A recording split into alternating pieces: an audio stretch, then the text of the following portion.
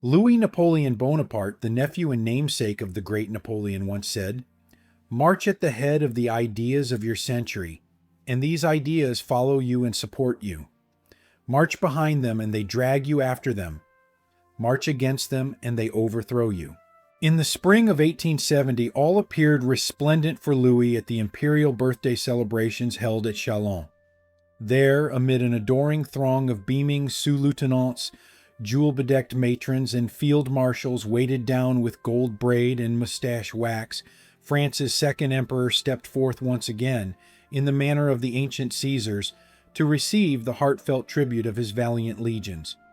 Looking out on an electrifying landscape of gleaming cuirasses, magnificent plumed helmets, and everywhere the tricolor festooned with streaming battle ribbons testifying to 18 years of uninterrupted glory, it must have seemed to the faithful that it would all go on forever. As the seemingly invincible host of imperial dragoons, lancers, and hussars shouted themselves hoarse with cheers of praise for their sovereign, there was at least one among them who was not so sure, though betting all the same that his luck would hold. That man was the emperor himself. It would be all or nothing. Up to that point, this had been a strategy that had served Louis Napoleon well. In fact, it had been the making of him. For if he inherited little else from his immortal ancestor, it can be reliably reported that one outstanding characteristic had become readily apparent early on. He had the Bonaparte luck and a knack for being in the right place at the right time. All in all, it had been a remarkable winning streak. Owing to the 1848 revolution that ousted the Bourbons, Louis returned from lifelong exile, and at age 40 was elected to lead the French Republic. 3 years later, he seized absolute power. Named emperor by plebiscite, Louis, now Napoleon III, proclaimed the Second Empire in 1852. For nearly 20 years, though the world at large remained a swirling confluence of events, France stood at its becalmed center, confident, stalwart, and serene. Britannia may have ruled the waves, but on the European continent and beyond, all eyes looked to the French. Long unrivaled in matters of culture and cuisine, the nation over which Napoleon III ruled was similarly without equal in terms of military prestige. Decidedly martial in tone, the Second Empire was like a perpetual display of soldierly elan, a never-ending pageant of colorful uniforms and soaring anthems, galloping along in one long, saber-rattling military review. In a way, reputation became reality, for it was during these years that the intensive study of the strategies and tactics of the first Napoleon became such an essential rite of passage for military cadets. From one end of the globe to the other, French influence was everywhere. When the Sultan of the Ottoman Empire, so soundly defeated in the Crimean War, decided to overhaul the Turkish army in 1856, he hired French military advisors. In 1868, when the Japanese, emerging at last from centuries of calcified isolation, set themselves to creating a modern fighting force from the ground up, they too looked to the French.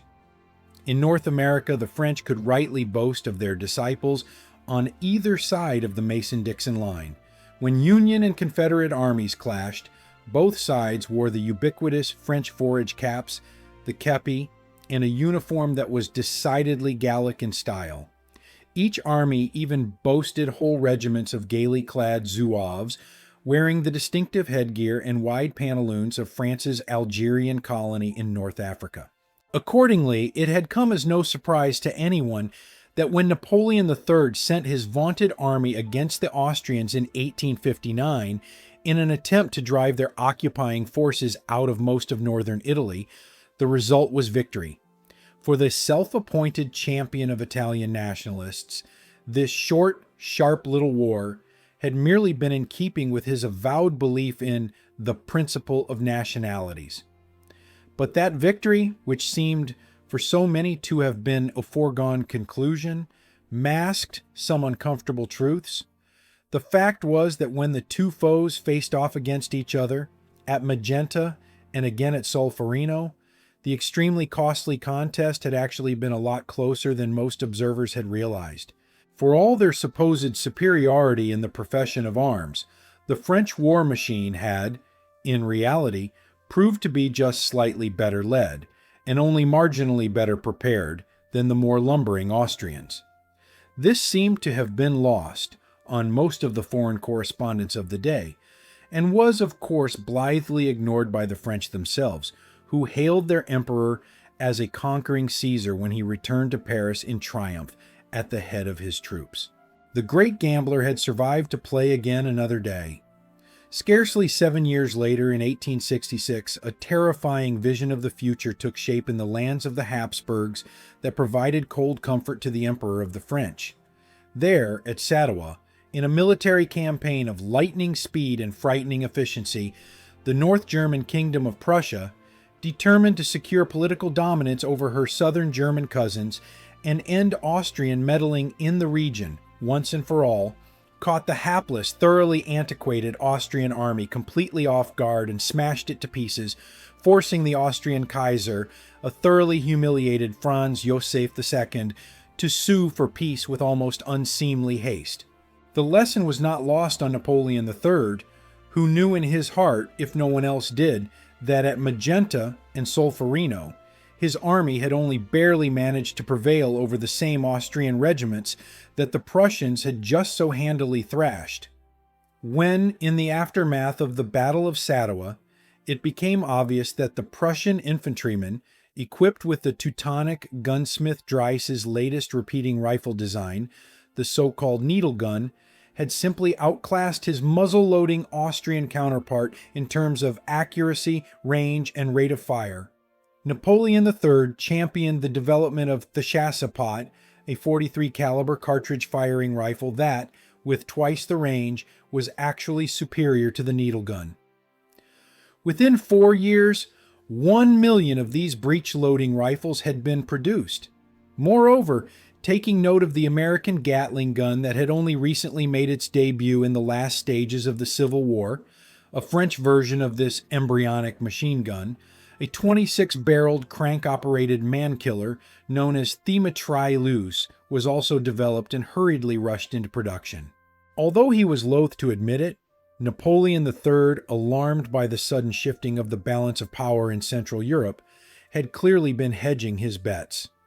Looking over his shoulder from the heights of his once unassailable position, he could clearly see that a dangerous new rival had unexpectedly appeared on the continent to challenge his nation's previously unquestioned dominance.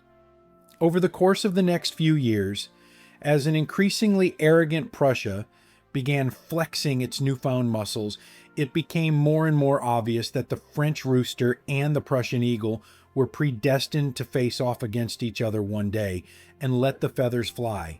Accordingly, the French General Staff, at their emperor's urging, went cap in hand to the Corps Legislatif, the country's legislative body, in hope of securing enough funding for a complete overhaul of the army. The legislators, relishing the new powers that recent liberalizing government reforms had given them, and more concerned with fighting the war on poverty than with the army's incubating obsession with the Prussians, were prepared to offer the generals no more than a pittance. Despite this rebuff, the high command remained supremely confident that the army would always be able to adjust. After all, around the globe, this was a belief shared by almost everyone. Sadowa notwithstanding, the universally accepted wisdom continued to hold that in the event of hostilities, the only possible result would be a second Battle of Jena, a French victory as resounding as that of the first Napoleon, and a similarly bitter defeat for the newly resurgent Prussian upstarts. In the Prussian capital of Berlin, however, a slightly more optimistic forecast was beginning to gain its proponents. Its champion was no less than the Prussian Chancellor himself, Count Otto von Bismarck, a ruthless visionary for whom the war with Austria had been nothing short of a stepping stone toward the realization of a long-cherished goal that he had nurtured for years. Bismarck set himself to the task of forging the divisive hodgepodge of independent German kingdoms into a unified nation. a German empire that would be cobbled together under Prussian hegemony, whether they liked it or not. And so it was that in the spring of 1870, the flower of the French army came together once again at the great Champ Militaire at Chalons to fate their emperor. They could not know that this grand gathering was to be the last of its kind, or that, compelled by national honor to ignore his own better judgment, Napoleon III, one of the greatest political gamblers France had ever known, was about to become the unwitting captive of both his illustrious pedigree and his own carefully created legend. Within a few months, he would find himself wagering everything, crown, country, and empire, on one final desperate roll of the dice. In stark contrast to France's somewhat enervated performance in the area of military reform during the late 1860s, the years leading up to 1870 were full of dramatic change for the Prussian army. Universal military service became the law of the land. In addition, Bismarck's efforts at corralling the smaller German states into some kind of Prussian-dominated federation were beginning to bear fruit. King Wilhelm I, by now commander-in-chief of the North German Confederation, possessed an army of nearly 1 million superbly trained, well-equipped fighting men, the largest in Europe. But that was only a part of the story. Unlike its French counterpart, Wilhelm's general staff was a model of discipline and efficiency. A revolutionary clockwork-like system of mobilization was perfected, making full use of the latest technical advances in communication and deployment. For the first time in Europe, the telegraph and the railroad would be exploited to their fullest potential, making them an integral part of Prussian strategy.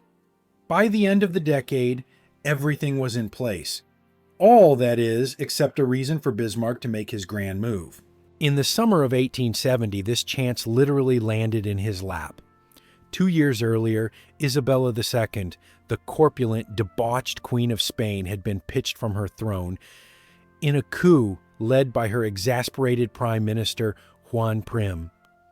A staunch monarchist, Prim was motivated by a desire to replace Isabella with a sovereign who would prove to be worthy of the Spanish throne, not a disgrace to it. For centuries, the crazy quilt of small independent German states that blanketed the map of Central Europe had provided its neighbors with one invaluable service. They were always able to supply teetering dynasties with suitably royal consorts and, in a pinch, kings. The thrones of Greece, Denmark, Belgium, and Great Britain, to name just a few, had all been reliably and successfully supplied with heads suitable for crowning by what may arguably have been called the royal stud farm of Europe. The trouble was that the vagaries of Spanish politics made for a hard sell. Since the time of the portly Isabella's ouster, Prim had been making the rounds of nearly every Catholic royal house in southern Germany, until late in 1869, he got around to the House of Hohenzollern-Sigmaringen, the Catholic branch of the royal family, the Hohenzollerns, that had ruled Prussia for centuries. After sizing up a gaggle of possible contenders, he set his cap on Prince Leopold, a likable, malleable young man barely out from under the shadow of his domineering father, Prince Anton. Prim had barely made the offer, however, when the French ambassador to Prussia got wind of it. Napoleon III, already concerned by the potential threat posed by the Germanic host at his front, was in no way inclined to tolerate another settling down at his back door. His ambassador duly informed the Prussian Chancellor Bismarck to instruct the interested parties that he considered the proposal to be essentially anti-French, and that his nation would not accept it. Napoleon III had gambled and won. Reflexively, Prince Leopold backed away from the table and declined the offer. The more Bismarck thought about it, the more he began to realize that he had missed his opportunity. For here had been a chance to make the maximum amount of mischief with the greatest amount of political cover. He vowed that if the fates were to grace him with a similar chance to cajole all the German states into a united front, they would not find him napping again. Incredibly, 3 months later, the fates visited Bismarck once more, and they brought the Furies with them. In February 1870, Prim, having had no luck elsewhere, approached Prince Leopold a second time. On this occasion, he was sure to include King Wilhelm I of Prussia, the head of the family, and his ubiquitous Chancellor Bismarck in the discussions, which were now conducted in the strictest confidence. Seizing the reins, Bismarck upped the ante. On March 15th, he convened a secret conference making sure that Field Marshal von Roon, the Minister of War, and Field Marshal von Moltke, the Chief of the General Staff, were also in attendance. To his chagrin, Prince Leopold had decidedly cooled and refused the offer a second time. But Bismarck was not about to be trumped again. Over the course of the next few months, he continued to work on the reluctant prince's father, appealing to his patriotism, stroking his vanity until he finally wore him down. Prince Anton, having been won over by Bismarck, essentially ordered his son to accept the Spanish throne as a matter of duty. Prince Leopold dutifully complied, and Prime had his soon-to-be king. On June 19th, the young prince wrote to King Wilhelm in Berlin to request his blessing. The old king, despite some serious misgivings, wrote back with his approval. This was the kind of news that couldn't be kept under wraps for long. Prim decided to let the cat out of the bag himself. He informed the French ambassador. The news reached Paris on July 3rd. The result was a firestorm. Although the emperor appealed for calm, his own ministers would have none of it. In the Corps Legislatif, one incendiary speech followed another. The Duc de Gramont, the Minister of Foreign Affairs, shouted to the rafters that France would go to war sooner than see a Hohenzollern rule at Madrid. The heads of state of half a dozen nations began beseeching Prince Leopold to withdraw himself from the enterprise and thus preserve the peace of the European continent. Incredibly, many of them had been secretly asked to do so by none other than Napoleon III himself, who seems to have been the only man in France at the time who was not screaming for blood. The emperor was, in fact, attempting to keep the peace by making a clandestine diplomatic end run around his own government. Amazingly, he succeeded. The hapless Prince Leopold bowed out yet again. The Bonaparte luck had held. It might have ended then and there. If skillfully handled, the whole affair might have gone into the history books as a minor political footnote, a soon-to-be-forgotten episode ending with a diplomatic victory of sorts for the Second Empire. Instead, it was to prove the ruin of it. Not content with merely getting their way, French politicians in the Corps Legislatif, their blood running hot, began pressing the case that national honor demanded a Prussian guarantee that the question of the Hohenzollern candidature, as it was now being called, would never again be raised. The Duc de Gramont, almost in a fit of pique, ordered the French ambassador in Berlin to request an audience with King Wilhelm to extract just such a promise. The request was granted and a meeting scheduled for the morning of July 13th at the old spa town of Ems. Unable to wait until the appointed time, the French ambassador, Count Benedetti, buttonholed the Prussian king during his habitual early morning walk through the Kurgarten. Wilhelm, who was never one for putting on royal airs, was, as usual, the quintessential German burgher, erect, correct, and courteous. He listened politely, expressed his relief that the situation had seemed to resolve itself, and that he viewed its outcome with complete equanimity. But when Benedetti, true to his brief, attempted to wheedle some kind of official promises out of Wilhelm, in effect, a royal apology, something in the old man stiffened. As a young man, he had actually taken part in the Napoleonic Wars 56 years earlier. At heart, he was a soldier still, and a proud one. His pale blue eyes narrowed, zeroing in on the ambassador, and Benedetti could see that beneath the venerable monarch's robust set of snow-white whiskers, his jaw had visibly tightened. His response was a polite but unequivocal no. When Benedetti pressed him further, he tipped his hat wordlessly and walked on, leaving the Count to stammer impotently on the pathway. Later that day, King Wilhelm sent a telegram to his chancellor describing his irritating encounter with the French ambassador. What happened next is the stuff of spy novels. Bismarck edited and craftily reworded the text of the telegram until it read like a poisoned pen letter, an unmistakably insulting swipe that would be sure to bait any Frenchman. Then he leaked it. Not only did he release its contents to the German newspapers in a clear gesture of monumental disrespect, but he also made sure to send copies of it to all of Prussia's ambassadors abroad, who in turn released the text to the foreign press. He was deliberately bearding an entire country, daring them to try and do something about it. A proud nation, jealous of its reputation, was being made into a laughingstock. He knew it would have to respond. He was counting on it. He did not have to wait long. The following day, July 14th, Bastille Day, the deputies of the Corps Legislatif demanded satisfaction. Napoleon III's senior council of ministers sat huddled around a table staring at the mobilization orders they had just drafted. For several hours into the night they vacillated, but it seemed obvious to them that nothing short of French honor was at stake. They had no choice but to give the order. With the stroke of a pen, a fearful series of events was being set in motion, and the metronome of the Second Empire had begun to tick. Unwilling to wait for the other shoe to drop, Wilhelm, at Bismarck's urging, had somberly issued orders of his own. In anticipation of possible hostilities, the Prussian Mobilmachung had already sprung to life.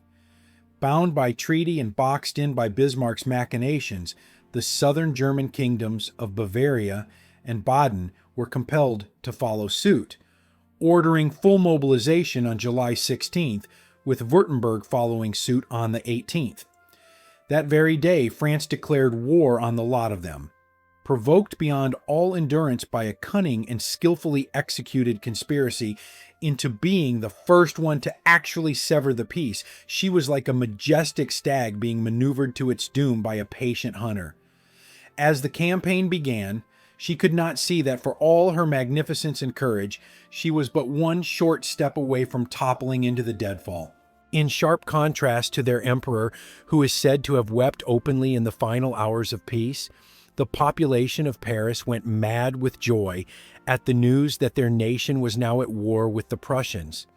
As they shouted themselves hoarse with cries of "Vive la France" and "On to Berlin," nobody seemed to notice that while their own army's mobilization was a portrait of confused lethargy, its Prussian counterpart had sprung to life like an industrious beehive of purposeful, skillfully coordinated activity.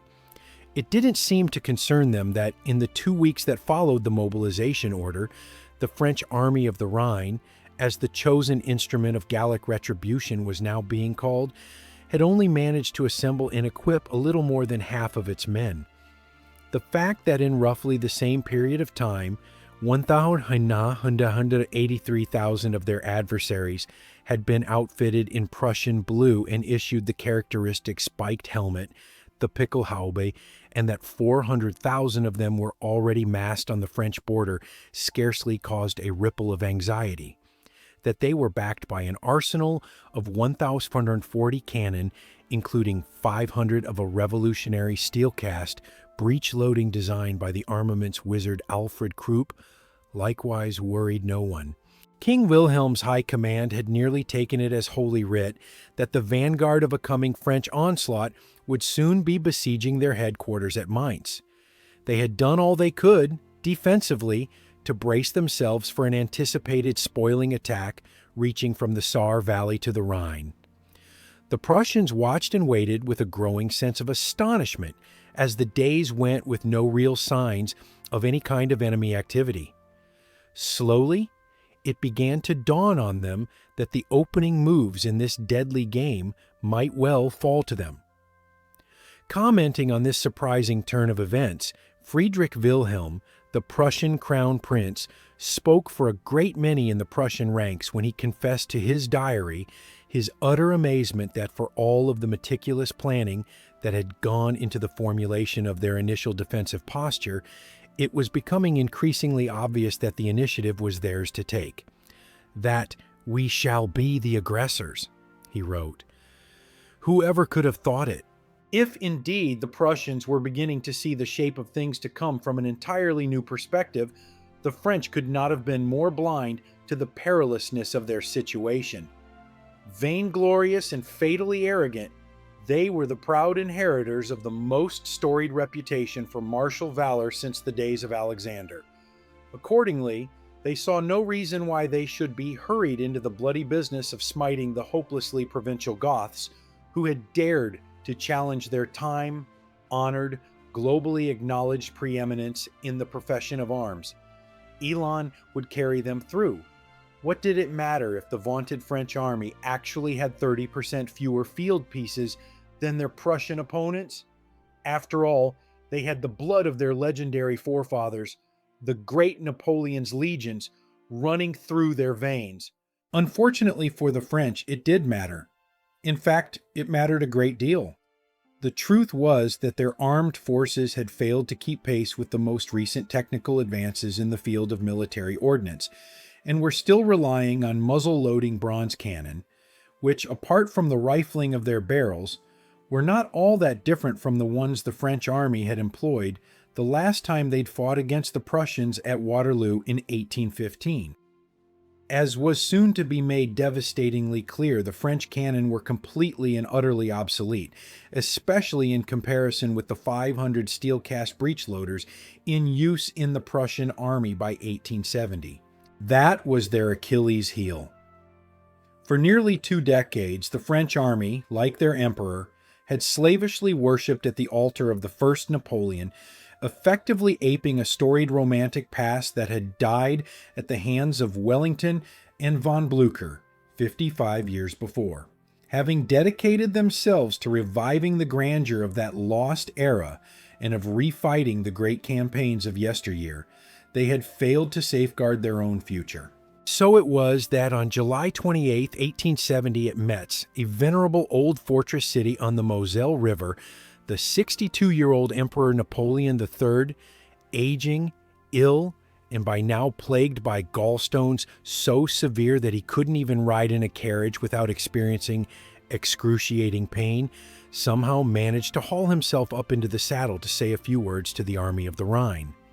Since it was universally understood that in times of war a Bonaparte's place was at the head of his troops, he had been obliged, in spite of his increasingly poor health, to take command of the French army.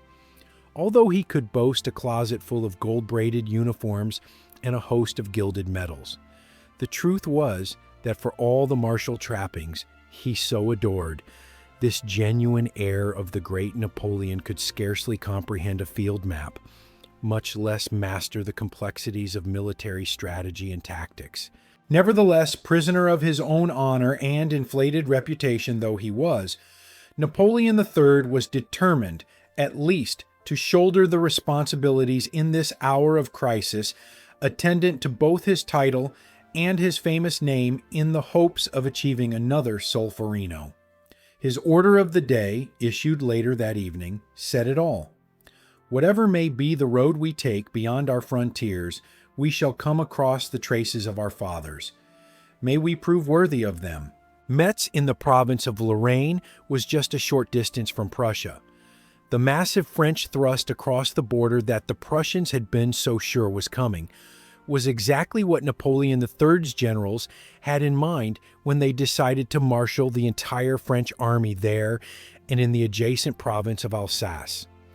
After the emperor, who had arrived at Metz to take personal command of the army, second in the chain of command was the famed Marshal Achille Bazaine, a battle-tested veteran of the Mexican campaign. At Strasbourg, with the troops of the southeast sector, was another old soldier, Marshal Patrice MacMahon. A tough, flinty warhorse of Irish descent, MacMahon was the proud commander of the army of Alsace. A third Marshal of France, Canrobert, remained with the reserves in the rear at Chalons. Once at Metz, Napoleon III quickly realized that the forces he had come to take command of were only about half their authorized strength. Worse still, rather than the uniformly crack troops he was expecting to see, many of the soldiers were of an entirely different caliber altogether. An ill-equipped, badly trained, undisciplined cohort, they gave every sign of having been scraped together at the last minute. These were the fruits of France's criminally incompetent system of mobilization. 3 weeks into their mobilization, the French army was still not ready. Precious days continued to pass. The original plan had counted heavily on the army's ability to mount an enormous offensive that would overwhelm the Prussians before they had a chance to marshal their forces in strength. Instead, the opposite was happening. Any hope of surprising their adversary had now been lost, and every day that the French continued to dawdle, the Prussians grew stronger and more confident. As August began, Napoleon III and his generals realized that they could wait no longer. Ready or not, they had to act. With both the editorial pages and the politicians in Paris beginning to show signs of impatience, the French High Command decided that it was essential to mollify public opinion by acquiring at least a modicum of Prussian blood on their bayonets as quickly as possible. Saarbrücken was a nondescript little town of dubious strategic importance, but it did have one thing going for it that made it enormously valuable to the French from a propagandist's point of view. It was on the other side of the border in Prussian territory. On August 2nd, then, a disproportionately huge force of 60,000 men was sent marching across the frontier to take the town. The attack, which commenced early that morning, encountered surprisingly stiff resistance. The single infantry regiment garrisoning the little town put up a good fight, holding off their numerically superior foe for several hours, until around 11 a.m., at which point their sensible commander prudently decided that an orderly withdrawal was probably their best option. This was done in almost textbook fashion, and within the hour the French were waving their colors triumphantly on the heights above the town, happily congratulating themselves on their victory. Rather than chase after the retreating Prussians, the French were content to simply jeer at them as they made good their escape. Strangely, although they had technically captured the town, Saarbrücken's complacent conquerors never actually set foot in it. For the better part of 2 days, they just camped there on the hillside before striking their tents and heading for home. Nevertheless, the newspapers, the politicians, and the French people seemed all but ready to declare a national holiday when news of the great victory reached them. From a public relations viewpoint at least, this first great thrust into enemy territory had been a resounding success. Undoubtedly glad to be safely back across the border in Lorraine, Napoleon III, whose gallstones had plagued him so mercilessly that he had almost fainted out of the saddle toward the end of the action on the first day's fighting, was probably secretly relieved that Field Marshal Bazaine and the generals surrounding him seemed content to spend the next 2 days patting themselves on the back. Or perhaps it was simply that they were waiting for some sign from him. Either way, on August 4, the events that transpired in nearby Alsace must have made for an extremely rude awakening. That morning, the Prussian Third Army, commanded by no less than the royal diarist, Crown Prince Friedrich Wilhelm, began pouring over the French border in a flood of men and materiel. At a little past 8 a.m., they made first contact with the enemy when they took on a small division of McMahon's command at Wissembourg. In a way, it was Saarbrücken all over again, as a tiny outnumbered French frontier garrison defended its position for several hours against an overwhelmingly superior enemy force before bowing to the inevitable. Unfortunately for the French, that was where the similarities ended, for what they effected at Wissembourg was not so much a tactical withdrawal as it was a headlong retreat.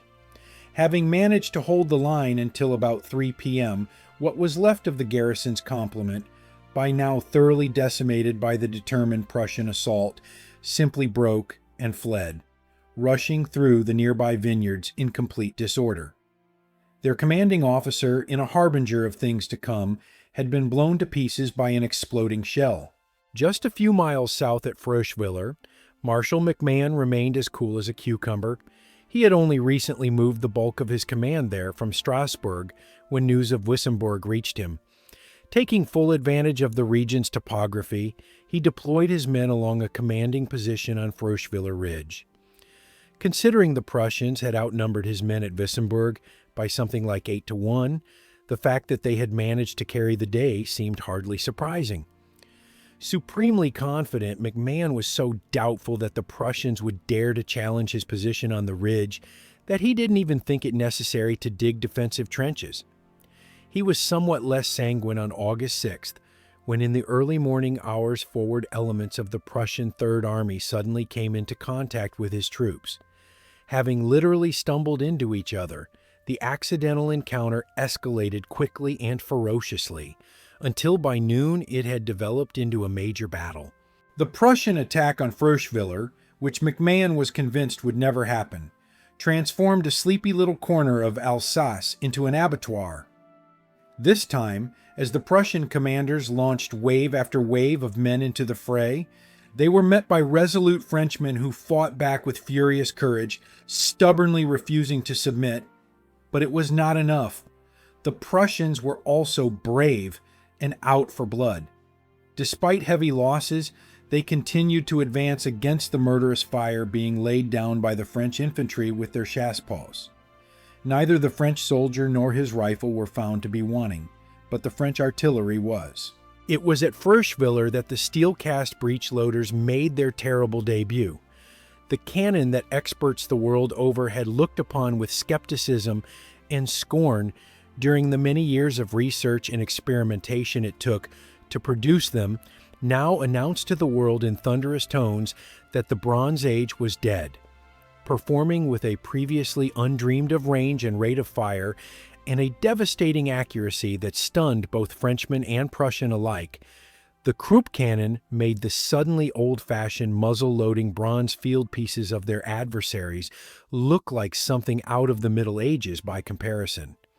With unheard-of precision, the Prussian batteries pinpointed Napoleon III's cherished mitrailleuses, knocking them out of commission as if it were child's play. Then they hurled shells down upon the French gunners, blasting them and their outmoded field pieces to smithereens. When that was done, they went after the piteously exposed troopers crowding the length of the ridge. The result was an unholy slaughter. For several hours, as the Prussian shells rained down upon them, hammering their positions at will, the French continued to fight on, despite the appalling carnage that was erupting all around them. The Prussians, whose losses had been heavy that day, were beginning to realize that they needn't sacrifice so many men in the future. They could simply hold their men back until their artillery had done its deadly work. Watching from a comfortable distance, a Prussian veteran would later recall that with the bursting of each shell, the defenseless French infantrymen looked like a startled swarm of bees. The pile of dying and dead was so thick that one couldn't see the ground anymore. Only a writhing mass of despoiled humanity roiling and thrashing about in agonized heaps. In a final act of desperation, McMahon resorted to the time-honored last-ditch tactic of all commanders in extremis. He ordered his cavalry to charge. For 70 years, the very mention of the word cuirassier had been enough to make an infantryman quake. They galloped down from the ridge, breastplates and plumed helmets gleaming in the late afternoon sun, but for all their magnificent valor, their efforts amounted to little more than martyrdom. As horses and riders hurled themselves rank after rank into the teeth of the enemy, the famed cuirassiers were thwarted by a hail of bullets and hedgerows that impeded their progress. Once the momentum of their assault had stalled, they became worse than sitting ducks. Caught out in the open and helpless, they were shot out of their saddles with chilling efficiency by several well-positioned Prussian grenadiers. Finally, after 8 hours of merciless shelling and driven beyond all human endurance, the French forces folded. Losing all semblance of unit cohesion, the wretched, utterly demoralized survivors abandoned the charnel house that was Froschwiller and ran for their lives.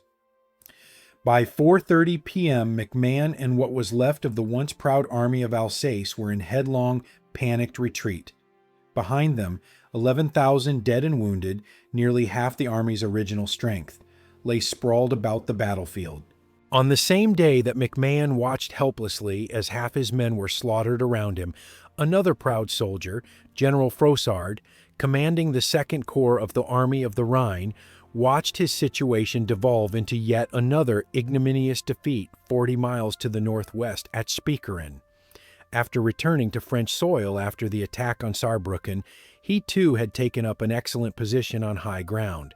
His troops, like those of McMahon's, had practically tripped over the enemy, in this case the Prussian 1st and 2nd Armies.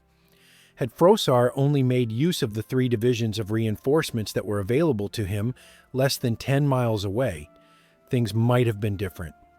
Spicheren was as close to a traditional battle as the French would see in the entire war. As it was, Frossard failed to realize how badly outnumbered he was until it was too late. By then, the Prussians, at the cost of an enormous number of dead, were already advancing on his flank through the smoldering, shell-pocked landscape, forcing him to abandon his position on the Spicheren heights. As they fell back in wild retreat, Frossard's troops barreled into the reinforcements coming toward them from the opposite direction. Soon, they were all heading in the same direction, away from the Prussians, who by now had captured the heights. Only 4 days had passed since the first shots were fired at Saarbrücken, time enough for the world to be turned upside down. Now, as the world watched in stunned surprise, the mighty French army fell back in confusion. They had been so sure of themselves. After August 6, they would never be sure of anything else again. Incredibly, definitive news of the terrible events at Fürstwiller and Spicheren did not reach Napoleon III until late in the day. At the very moment McMahon's and Frossard's commands were being battered to bits, the Emperor was back at his headquarters in Metz, desperately trying to roust his troops out of their pastoral torpor. At long last, a concerted offensive thrust, an attack in force deep into Prussian territory, was on the table. The final flourishes were just being set down on paper when the ominous reports began to trickle in. McMahon had been completely routed. Nobody even knew where Frossard was, only that he was in full flight. It was as if somebody had let the air out of a balloon. The much-hoped-for offensive died then and there on the table. It was more than just a question of being forced onto the defensive. Suddenly, all of France was in danger of being overrun. Thoroughly deflated, the generals in attendance reacted to the crisis by indulging themselves in a furious round of finger-pointing.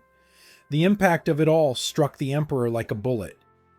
Watching the situation dissolve around him, Napoleon III simply hung his head and retreated to the temporary safety of his tent, no doubt tortured by his ever-roiling gallstones and the thought of what new horrors the sunrise would bring. The coming of dawn brought only greater disunity. As the ugly truth of their situation filtered down through the ranks, a crippling air of defeatism and despair permeated the atmosphere at Metz. While the Imperial General Staff bickered with the politicians back in Paris as to what to do next, more precious time was lost.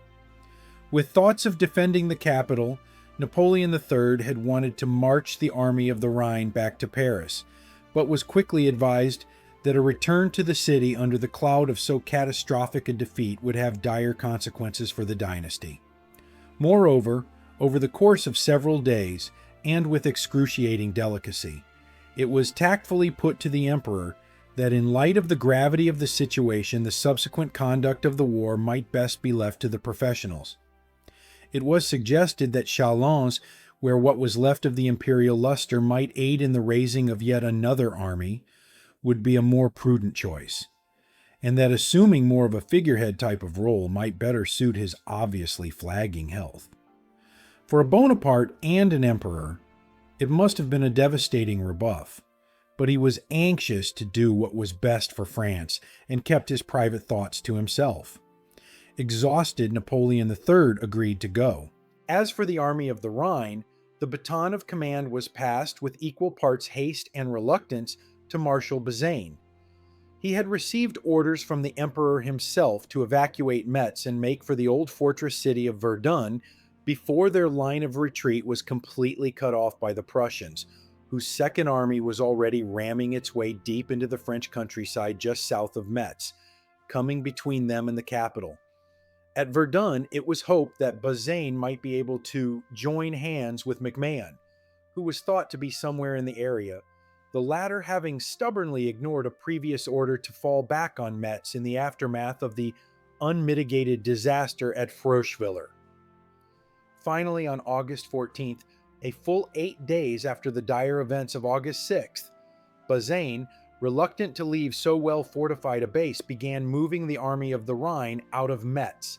Although he had doggedly committed himself to following the emperor's commands to the letter, nothing, it seemed, could induce Bazaine to move with anything so undignified as speed.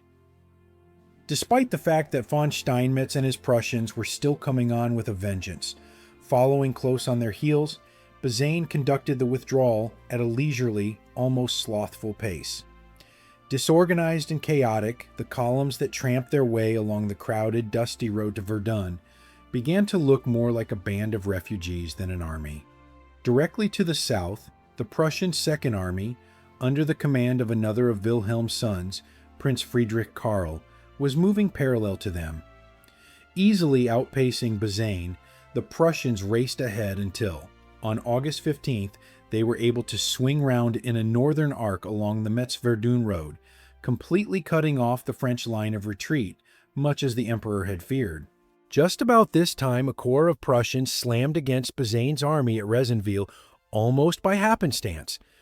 Not realizing they were taking on an entire army, the smaller Prussian corps quickly opened fire on the French encampment. The general melee that followed was a bloody, chaotic affair, punctuated by the acrid, gray-blue wisps of gunpowder that hung in the air throughout the day, and by the Frenchmen's stubborn addiction to hurling wave after wave of cavalry, the flower of the French army, into the pitiless maw of artillery and rifle fire. For their part, the outnumbered Prussians fought tenaciously. The French could have used some of that dogged tenacity, for although they fought hard, in truth, something of the fight had already been taken out of them. The fact that a Prussian corps had managed to fight a whole army to a standoff bears testimony to that fact. By dusk, both sides were again claiming the victory laurels, but the Prussians had succeeded in cutting off the road to Verdun.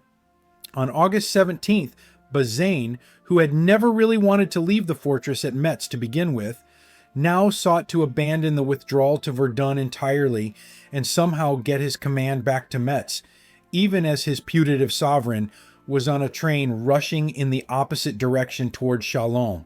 What Napoleon III beheld when he reached Chalons must have set his already wretched gallstones on fire. The great military camp, once a shrine to Napoleonic glory, had been overrun by the retreating survivors of McMahon's shattered command. Trainload after trainload of traumatized, exhausted, desperate men had descended on the place, transforming the once glittering citadel into a dumping ground for worn-out, disillusioned combatants. Their only thought, as they stumbled off the trains and careened about the grounds, was to help themselves to anything of value that wasn't nailed down, vent their frustrations by smashing the rest, and, generally speaking, drink themselves to death. These were the veterans of Froschwiller. Fortunately, by the time the emperor arrived, Marshal McMahon was already on the scene. Somehow he managed to restore order and corral both his wayward charges and several battalions of reservists newly arrived from Paris, 130,000 souls in all. These became the Army of Chalons. Military discipline of a sort was reinstated, but the ardor was gone. On August 17th, an urgent military conference was held in which the merits of a march on Paris to safeguard the capital were once again debated. One thing was certain. As Chalons was utterly indefensible, it would be suicide to remain there. They were still trying to decide what to do the next day when they received word that Bazaine was once again joined in battle with the Prussians, this time at Gravelotte. The hostilities, which commenced around noon on the 18th, marked the first time the Prussians and the French engaged in a major, full-scale battle that had not occurred by accident. Gravelotte was deliberately planned by the Prussian Chief of Staff himself, Field Marshal von Moltke. Bazaine's army was dug in along the wide, rolling plateau to the south of the city between Gravelotte and Saint-Privat, taking advantage of the natural defenses afforded them by the presence of a large ravine. Hoping for a decisive victory, the Prussians decided to meet them head-on. With an almost fanatical zeal, the Prussian First Army flung itself at the French positions in a succession of fruitless assaults, only to be repeatedly beaten back by the determined defenders. As they hastened to engage their foe, the Prussians neglected to take full advantage of the overwhelming superiority of their artillery. It was a pointless waste of men and a sobering lesson for the Prussians who, unlike the French, would learn from their mistakes. By sundown, the ravine was chock full of dead Prussians. An English war correspondent who was on the scene said it best.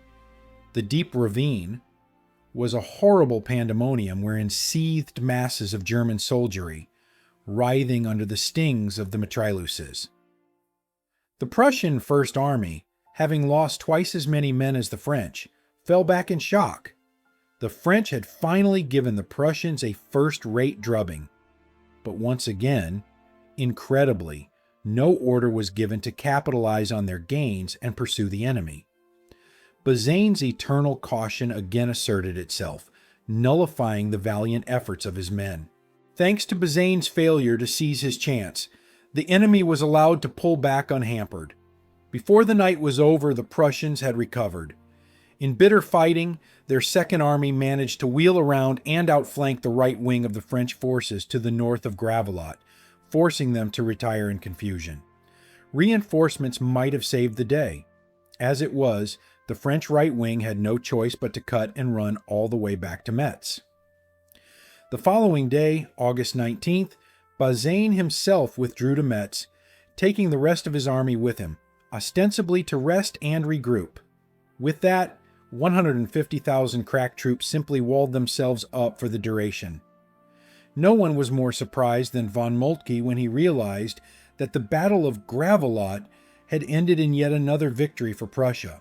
The next day, as a hard rain-drenched Chalons, Napoleon III was conferring with Marshal MacMahon when they received word that the Prussians were on the march less than 25 miles away and heading directly at them. For once, the French did not dither. MacMahon and his army, with Napoleon III in tow, struck their tents in the teeming rain and cleared out as fast as they could. Chalons, the once gleaming trophy room of the Second Empire, was unceremoniously abandoned to its fate. The army of Chalons headed north to Rheims. For something like 72 hours while the nation lay prostrate with a dagger at its throat, MacMahon and his increasingly vestigial emperor huddled together with government ministers from Paris, trying to decide whether or not the time had come to fall back and prepare for a last-stand defense of the capital. It was then that a message from Bazaine arrived from Metz. The message, which was already 3 days old, blithely explained that Bazaine was there resting his exhausted troops and that within 2 to 3 days he intended to break out, make his way north, and carry on the fight. To MacMahon, this indicated that Bazaine was already on his way northward, heading toward him. Expecting to link up with Bazaine, he immediately gave the order to march. The army of Chalons would join forces with the army of the Rhine, and like a latter-day Joan of Arc, save the sacred soil of France from its foreign invaders. On the 23rd, MacMahon's command set out northeast toward the Meuse River, looking for Bazaine and glory. They found neither. Bazaine was still at Metz. Not only had he not effected a breakout, but he was now even more disinclined than ever to leave the security of his fortress. It was a colossal failure of intelligence that would lead to disaster. MacMahon and his equally unsuspecting emperor were about to enter the deadfall. As for the Prussians, there was no such confusion of purpose in their camp. Under orders from von Moltke, Prince Friedrich Karl's Prussian First Army promptly surrounded Metz, bottling up Bazaine's forces once and for all. Now he couldn't escape even if he had wanted to. When a Uhlans patrol reached Chalons and found it abandoned, Crown Prince Friedrich Wilhelm's Third Army, along with the newly minted army of the Meuse, was immediately ordered to march on Paris. They expected to capture the city after first taking on MacMahon in a climactic showdown. The very idea that the French capital lay before them, virtually undefended, never entered their heads. Like the rest of the world, in spite of their stunning record of victories in the campaign up to that point, they were still a little in awe of the mighty French reputation, and still scarcely able to take in the enormity of what they had already achieved. Never in their wildest dreams could they have imagined that MacMahon would be so reckless as to leave Paris to Providence and risk getting caught out in the open by two formidable armies in an effort to save Bazaine. But, spurred on by the Parisian bureaucrats with which he was conferring, that is exactly what MacMahon did. The Prussians might never have believed it if one of their spies in Paris had not gotten hold of a Parisian daily newspaper, Le Temps. It was all there in black and white, a breathless account reporting that MacMahon's forces were gallantly making their way to the northeast to find Bazaine, marshal the French forces, and strike a great blow against the enemy.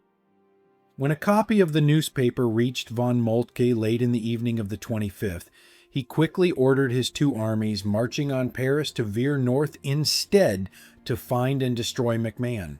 Their quarry would not prove hard to find. In the midst of a torrential downpour, a hungry, disillusioned army of already beaten men was tramping its way through an ocean of mud on their way to the Meuse, and what, they were convinced, would be their deaths. Military discipline was dissolving again. Breaking formation at will, they were more like brigands than soldiers, as they looted and pillaged farms. On the 26th, MacMahon's forces spotted Uhlans scouting patrols in the vicinity of the Argonne forest. At long last, the Emperor was able to convince MacMahon of the dire nature of their situation. Stunned to see Prussian blue instead of any hint of Bazaine's presence in the area, MacMahon realized he must still be at Metz. Worse still, with three enormous Prussian armies converging on him from three directions, his command was in grave danger of being surrounded and annihilated. He halted the march and cabled the politicos in the capital, informing them of his decision to fall back on Paris. But the Council of Ministers, which had succeeded in subsuming much of their increasingly irrelevant emperor's power, would have none of it. Stubbornly, stupidly, they ordered MacMahon to continue his march and relieve Bazaine. If ever in his career MacMahon had received an order that should have been disobeyed, this was it. But by now the old soldier was nearly as demoralized as his men. Despite the pleas of his ailing emperor, MacMahon resumed his ill-fated march to the Meuse. On the 30th, MacMahon's forces reached the Meuse and began crossing the river.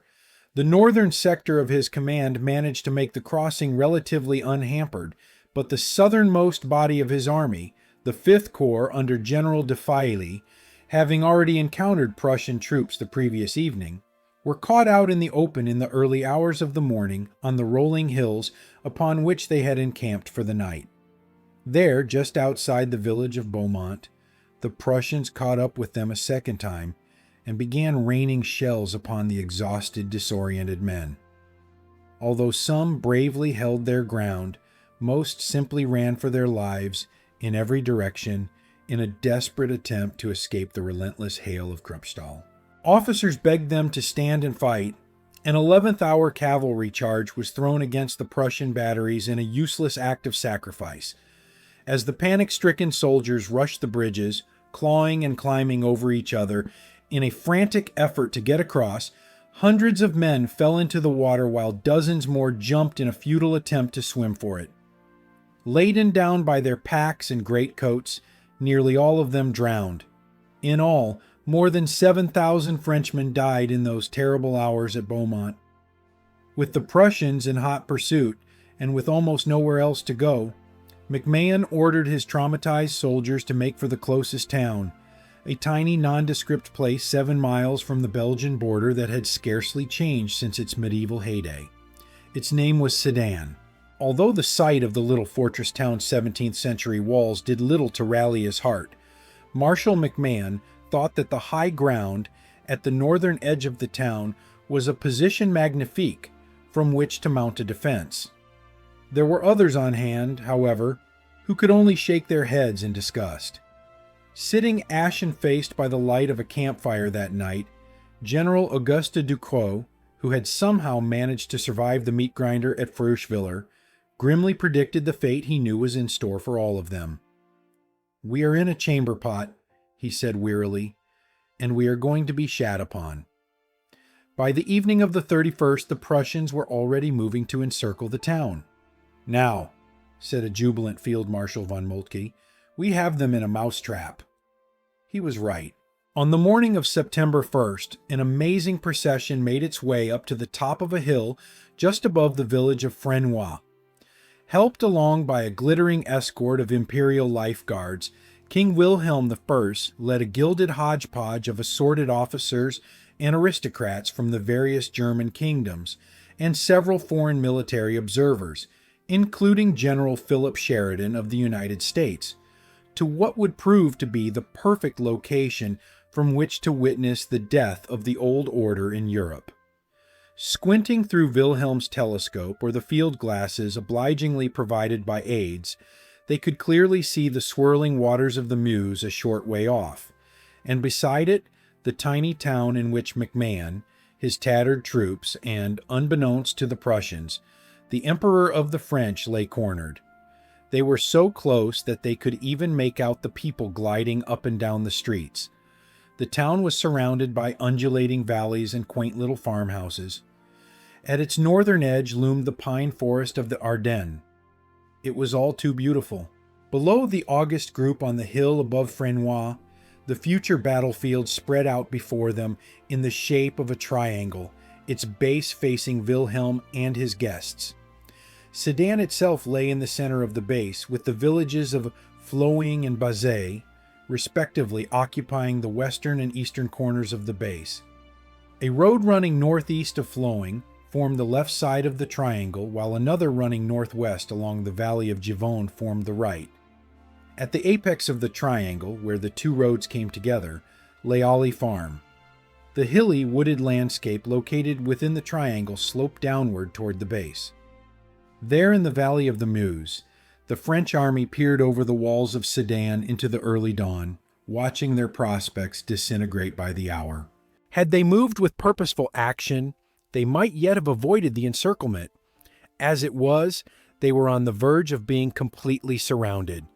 In this moment of peril, Napoleon III, perhaps sensing that his empire's end and the hour of his own death were near, seems to have rallied. The night before, as he shuffled painfully along the town's ancient cobblestones, lost in contemplation beneath a canopy of stars, MacMahon begged him to try and save himself while there was still time. "I have decided not to separate my lot from that of the army," he said softly. In the end, he was a Bonaparte after all. He resolved that if he was to die, history would record that he died well. Early that morning, the Prussian steamroller moved to pounce on the defensive positions hastily thrown up by the French around Bazet, torching every farmhouse in their path. As they did, Napoleon III, medal-bedecked and clad in his finest dress uniform, rode out of Sedan with his retinue and headed straight for the sound of the guns in search of honorable death.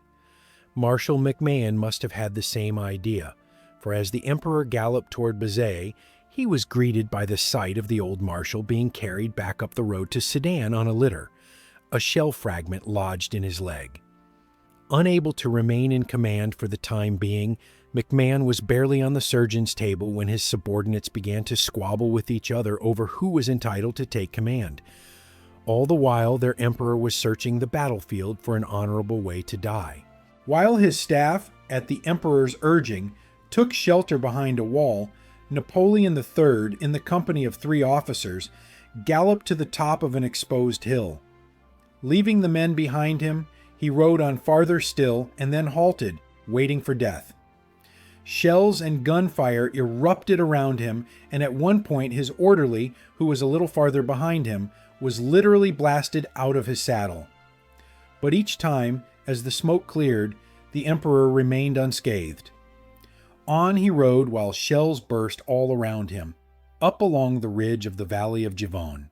He then dismounted and briefly stood shoulder to shoulder with the men of Mitrailleuse battery, turning the crank that discharged the weapon, just another soldier of France. His eyes grew red and moist as he shared the ordeal of his beloved soldiers, and his ears rang with the cries of the wounded. For nearly 5 hours, despite the agonizing pain of his gallstones, one of which was diagnosed as being the size of a pigeon's egg, Napoleon III remained in harm's way, waiting for the release of death. But though shells fell like rain all around him, the absolution of the battlefield was denied him. He returned to Sedan. There, at around 1 p.m., several of his generals advised a breakout that would effectively have sacrificed the lives of countless soldiers on the off chance that Napoleon III and most of the senior officers might make good their escape. The emperor categorically refused to hear of it. Shortly thereafter, it became a moot point. About an hour earlier, just before noon, the Prussians had linked up at the triangle's tip, at Olly Farm. Nearly the whole of the French line had crumbled under the ceaseless shelling of Prussian cannon. In one final desperate action just above Flowing, the redoubtable General Ducrot ordered his cavalry to charge. Down the hill they galloped, with swords flashing, straight into the blazing Prussian fire. As the survivors of that magnificently futile charge returned, Ducrot inquired of their nonplussed commander, General de Gallifet, whether his men had it in them to try again. "As often as you like, mon général," he answered, "so long as there is one of us left." At least twice more, the finest cavalry in the world proved that if they could not win, they could at least show the world that they were not afraid to die trying. Peering through his telescope at the top of his hillside observation post, Wilhelm's eyes stung at the sight, as he murmured to himself in the language of his enemy, "Ah, les braves gens." By 3 p.m., what was left of the French infantry had raced pell-mell back into the town, a bloodied, terrified mob. The French were now completely surrounded. The next step, the merciless bombardment of the town, went on for hours, killing soldier and civilian alike, blasting the roofs off buildings, and setting whole sections of Sedan afire. Unable to find honorable death in battle as he would have wanted, Napoleon III, anxious to spare the lives of the many civilians trapped in the town and over the furious protests of his officers, ordered the raising of the white flag over Sedan. At one point it was hauled down, and the shelling continued until the emperor finally declared that it is absolutely necessary to stop the firing. The white flag was raised again, and a little later a delegation was sent to Wilhelm with a note from the emperor, who decided to bear full responsibility for the capitulation. "Monsieur mon frère," it read, "having failed to meet death at the head of my troops, nothing more remains for me but to surrender my sword into your Majesty's hands." Bismarck, who was on hand, would not allow the two to meet face to face, lest, as one sovereign to another, Napoleon III might extract some favorable concessions from the soft-hearted Wilhelm. The Prussian terms, Bismarck said, were simple. Nothing short of the complete surrender of the whole French army would suffice for hostilities to be considered closed. The French were over a barrel and they knew it. The terms, humiliating as they were accepted. At that point, Napoleon III was allowed to meet with Wilhelm. It was an awkward meeting. "I congratulate you on your army, above all on your artillery," a rumpled, ravaged Napoleon III said to the resplendently uniformed Wilhelm. "My own was so shabby." The man who would shortly be crowned the Kaiser of a unified German Reich looked away in embarrassment. Napoleon III was taken into custody and led to a waiting carriage by his Prussian captors. There began a brief period of confinement, followed by 3 years of a sad exile in England, before his gallstones would finally succeed where the Prussian shelling had not. As for France herself, the bleeding did not stop at Sedan. A violent insurrection took hold of Paris. The victorious, increasingly arrogant Prussians demanded that the French provinces of Alsace and Lorraine be ceded to them. When the French balked, the city of Paris was placed under siege for a time, surrounded by a ring of Prussian artillery. Reduced to eating dogs, cats, rats, and nearly all of the animals in the Paris zoo, the French finally gave in and the Prussians went home. Emerging from this chaos, the French Third Republic was born. Imperial France was finished forever. Bismarck had been right about that. As he watched the tragic figure of the once grand Napoleon III being led away, he was heard to remark solemnly, "There goes a dynasty on the way out."